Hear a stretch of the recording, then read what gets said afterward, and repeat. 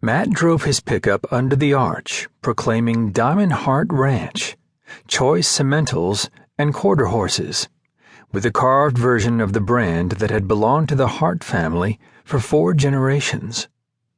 He paused for just a moment, like he always did, to savor the view before him.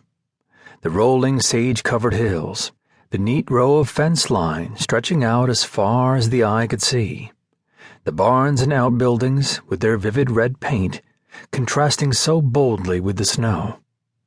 And standing guard over it all, at the end of the long gravel drive, was the weathered log and stone house his grandfather had built, with the sprawling addition he had helped his father construct the year he turned 12. Home. He loved it fiercely.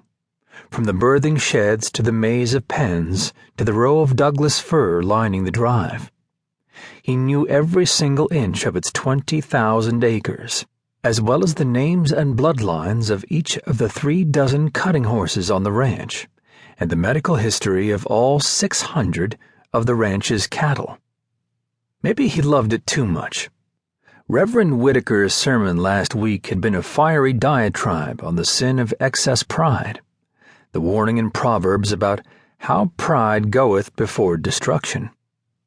Matt had squirmed in the hard pew for a minute, then decided the Lord would forgive him for it, especially if he could look down through the clouds and see the Diamond Harte like Matt saw it, as close to heaven as any place else on earth.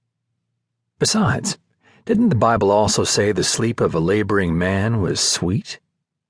His father's favorite scripture had been in Genesis, something about how a man should eat bread only by the sweat of his face. Well, he'd worked plenty hard for the Diamond Harte. He'd poured every last ounce of his sweat into the ranch since he was 22 years old, into taking the legacy his parents had left their 3 children so suddenly and prematurely, and building it into the powerful ranch it had become. He had given up everything for the ranch, all his time and energy. The college degree in ag economy he was 16 credits away from earning when his parents had died in that rollover accident. Even his wife, who had hated the ranch with a passion and had begged him to leave every day of their miserable marriage. Melanie, the woman he had loved with a quicksilver passion that had turned just as quickly to bitter, ferocious hate. His wife, who had cheated on him and lied to him and eventually left him when Lucy wasn't even 3 months old. She'd been a city girl, too, fascinated by silly romantic dreams of the West. The reality of living on a ranch wasn't romantic at all, as Melanie had discovered all too soon. It was hard work and merciless weather. Cattle that didn't always smell so great, a cash flow that was never dependable, flies in the summer and snowstorms in the winter that could trap you for days. Melanie had never even made an effort to belong. She had been lost, he could see that now, bitterly unhappy and desperate for something she could never find.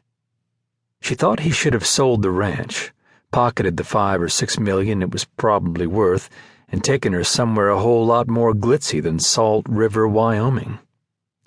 And when he refused to give in to her constant pleading, she had made his life hell.